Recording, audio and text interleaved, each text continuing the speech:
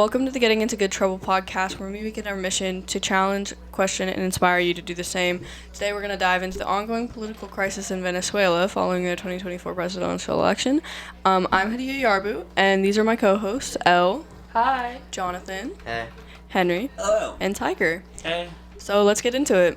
Yeah, definitely. So there's been protests happening in Venezuela against President Nicolás Maduro. Yeah. So the protesters are protesting against him and saying that he rigged the election, and they won't release the tallies of the votes. So, yeah. And the protesters' leader is Edmundo González, who they want to get into power instead of Nicolás Maduro. And the protests have been mainly peaceful, if I'm correct. So, Henry, I know you researched a lot about the peaceful protesting. Talk about it. Yeah, so the protesters have been banging pots and pans, waving banners, chanting, and just mostly been a peaceful protest. They've been wanting the avocation and the real tallies of the election. Yeah. So reports say that the government has not been very peaceful towards the protesters. And I listened to a recent interview from the BBC, and a man who said that they tortured them and physically and psychologically, and they would not let them sleep, and the worst would get beaten. I also read that there have been 24 deaths, and during the protest they shot rubber bullets that caused 11 deaths. I read that that many protesters and civilians living in Venezuela have been losing hope because there's been so many protests about the presidential elections, it happens every time, and they're just losing hope that anything will change. Yeah, and it's kind of turning more into a dictatorship. The communist protests have been happening for so many years.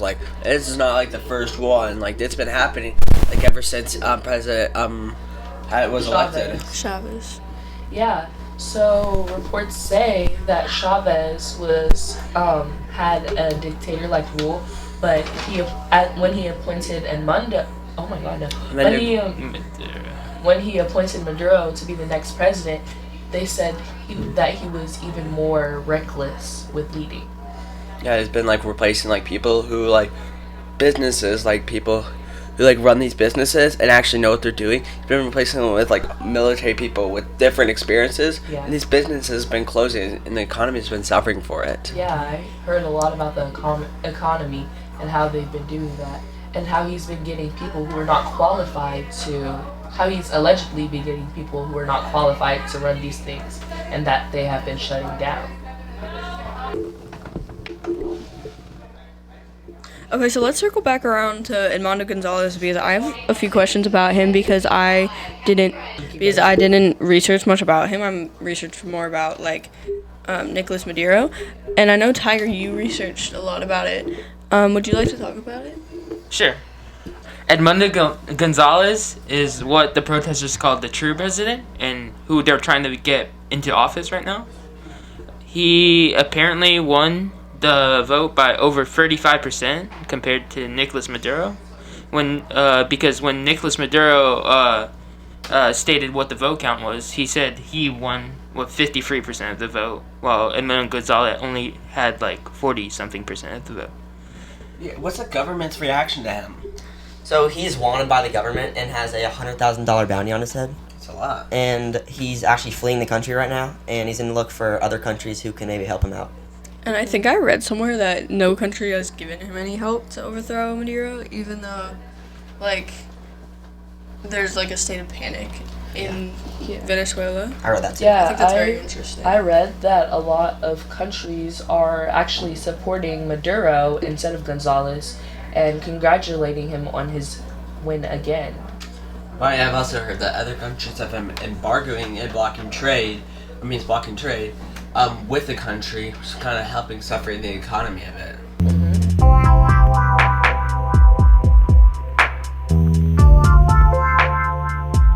Okay, so we decided that it would be a good idea to talk to a person that comes from Venezuela. He left when he was 13, and his name is Ari Ramirez. He is going to give us a bit of historical context about how this has happened before and what he feels like will happen, and what many people also agree with. Yeah, and how he feels about Venezuela's future. Yeah.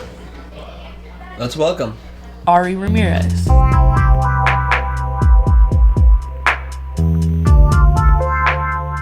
Howdy, how are we doing? I'm good. How about you? Excellent. What's your thoughts on Maduro, the president? That's a funny. So, okay. When I was born in 1998, Hugo Chavez went into power in 1999. Hugo Chavez Frias. It's always been tyranny. It's always been extremely lackluster decisions made with very little intelligence or foresight that affect a lot of people and cause a lot of disorganization. So my entire political upbringing, I guess you could say, was always with a very real, I take everything with a grain of salt that the government says. Everything is not what they seem to, not what it seems. They're actively trying to take more money, more power. That was always part of how I understood government to be. There was never a moment where I was like, oh yay, the president, woo. Like, the nationalism was a lot more, it revolved a lot more around the sense of being a person, instead of being like, yeah, the president. Most people that I knew were really against Chavez. So then when I left, literally the year that I left, if I'm not wrong, 2012, but what went down was he did pass away, and he appointed Nicolás Maduro, who was one of his buddies in the military, and he appointed him. And almost immediately, my perception of it was disheartening. It almost felt like, oh man, and I thought we had it bad, and now we have someone who is even more incompetent, even less self-aware, even less intelligent. So it caused me a lot of concern, specifically because of the fact that in my head I was like, this is already so, like, we're already messing up so bad. So, are you familiar with Edmundo González? And I am aware who he is. I am aware of the current circumstance and the reason why it's going down. But to be completely frank, my entire life, every election that I witnessed in Venezuela was this. Every single time. Chavez got reelected, if I'm not wrong, like 3 times, and then he made it 2 times. He got reelected once, and then made it possible legislatively for him to do this indefinitely. And because he had control of the polls, he just always won. Always. Every time. Part of me struggles to allow myself to get too emotional about it, because it's happened so often and so many times that it's almost expected at this point. It brings me nothing but sadness to hear. I struggle to not let it feel like, oh man, another one of these again. Right, I understand that this one's a little bit more significant based on the scope. For 19 states to all agree that Maduro isn't the elect president, that's a big deal. We're no longer, like, I feel like it's slowly ramping up to having enough visibility to have someone with enough power, which again, I'm not sure who that would be, to tell them, alright, this needs to change. But to be frank, I kind of have little hope, because I've seen so many times in the past this exact same sense of hope and excitement. Oh man, something's going to happen, it's going to change. And then it just doesn't. It just fizzles out. People stop talking about it within 2 weeks, and then it disappears. So part of me's kind of like going back and forth between those two, of feeling like, oh man, I really want to have this hope, but I also don't want to be disappointed, because I've seen it happen so many times.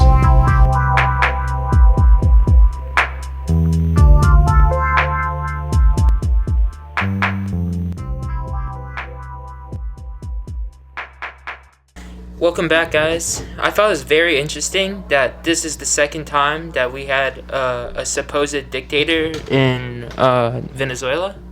And these protests have kept on happening with little to no progress in achieving what they're trying to solve. Yeah, that was really interesting. About how the protesters say they are trying to keep the hope alive, but this is a reoccurring thing, and they don't know how much longer they can I think this conflict could go really either way. Yeah. I mean, on one hand, the government is using the law and all that to incarcerate all these people, even if they're doing it on like a large scale. But on the other hand, the protesters want a change and they need their voices to be heard, and the government isn't listening.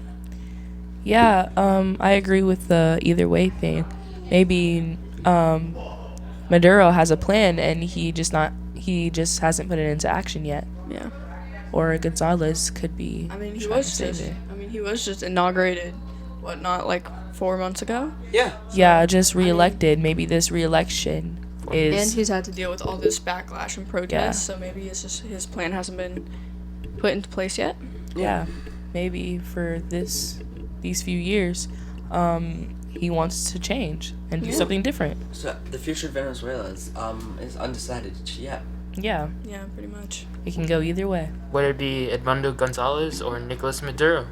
That's the question. If the government stays in power or the protesters take over, who knows? Mhm. Yeah. Okay, guys, thank you so much for listening to this Getting Into Good Trouble podcast episode. We can't wait to see you next time. Yes, Go thank listen to you. our friends. Okay, bye. Bye.